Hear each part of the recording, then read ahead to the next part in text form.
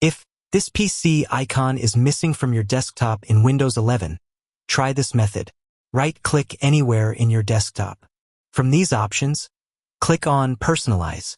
Now, in this window, locate for this option Themes. Click on it.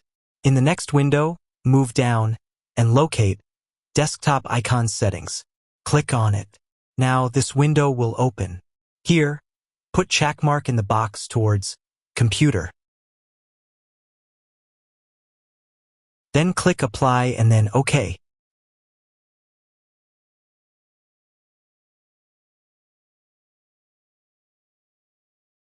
Now this PC icon is back on my desktop.